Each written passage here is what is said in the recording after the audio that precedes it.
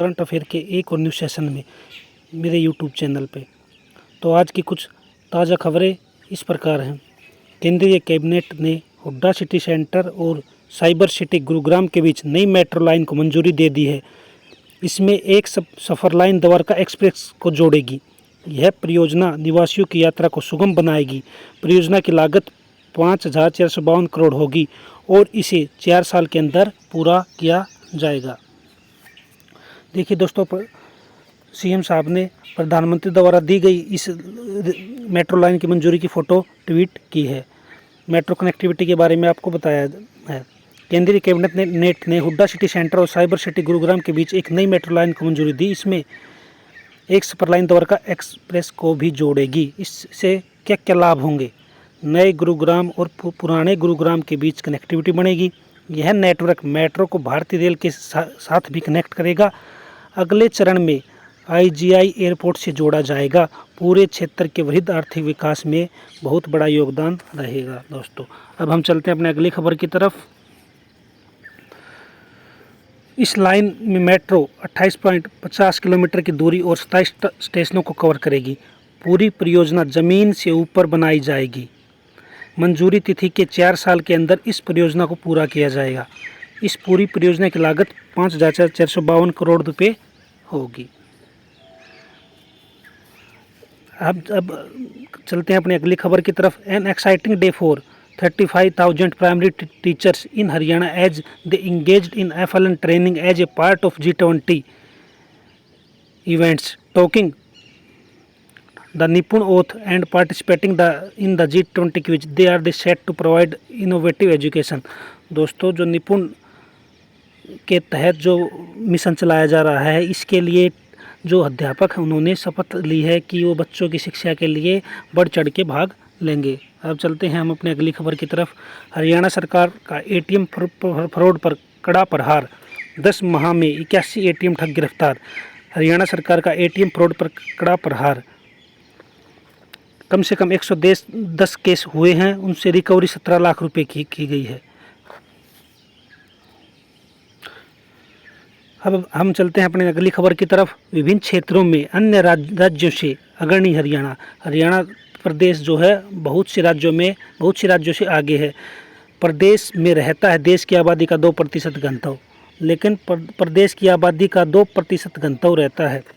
रक्षा क्षेत्र में हरियाणा का योगदान 10% है, कृषि क्षेत्र में 15% है और खेलों में 35% योगदान है। लेकिन कुल जनसंख्या का 2% घनत्व ही हरियाणा में निवास करता है। अब चलते हैं अपने अगली खबर की तरफ। हरियाणा सरकार किसानों को बागवानी के प्रति जागरूक करने के लिए भरसक प्रयास कर रही है और बाग लगाने पर किसानों को 70% तक सब्सिडी भी दी जा रही है। बागवानी को अपनाकर किसान अपनी अतिरिक्त आमदनी सुनिश्चित कर सकते हैं। सरकार की योजना के अनुसार जिला में किसानों को बाग लगाने पर 43,000 रुपये प्रति एकड़ और सब्जी लगाने पर 15,000 रुपये से 25,500 रुपये प्रति एकड़ तक का अनुदान दिया जा रहा है। इसके अतिरिक्त बागवानी बीमा योजना के तहत प्राकृतिक आपदा से सब्जियों व बाग पर भी प्रति एकड़ के हिसाब से मुआवजा दिया जा रहा है। इसके लिए विभाग के बीमा योजना पोर्टल पर रजिस्ट्रेशन आवश्यक है। शिक्षा मंत्री कंवरपाल ने इंटरेक्टिव डिजिटल ई-बुक भूल भुलैया खेल पिटारा का विमोचन किया है। यह बुक आरोही आदर्श वरिष्ठ माध्यमिक विद्यालयों कैथल में कार्यरत हिंदी प्राध्यापक डॉक्टर विजय चावड़ा द्वारा तैयार की गई है। इस डिजिटल ई-बुक को इंटरेक्टिव तरीके से तैयार किया गया है। विमोचन के बाद शिक्षा मंत्री ने कहा कि इस ई-बुक का प्रयोग विद्यालयों में स्मार्ट कक्षा कक्ष, डिजिटल लैब, टैब तथा मोबाइल के माध्यम से किया जा सकेगा। उन्होंने बताया कि इसमें हिंदी भाषाई दक्षताओं को विकसित करने हेतु सरल एवं रुचिकर पठन सामग्री भी उपलब्ध की गई है। मुख्यमंत्री श्री मनोहर लाल खट्टर ने प्रशासनिक सचिवों के साथ जन संवाद पोर्टल के संबंध में आयोजित अहम बैठक में कहा कि राज्य सरकार के लिए नागरिकों की समस्याओं व मांगों का समाधान सुनिश्चित करना पहली प्राथमिकता है। उन्होंने कहा कि जन संवाद पोर्टल, नगर दर्शन, ग्राम दर्शन पोर्टल और CM विंडो शुरू करने के पीछे एकमात्र उद्देश्य यह सुनिश्चित करना है कि हमारे नागरिकों की आवाज़ सरकार तक सीधे पहुँचे। इसलिए अधिकारी समयबद्ध तरीके से लोगों की शिकायतों पर समुचित कार्यवाही करेंगे।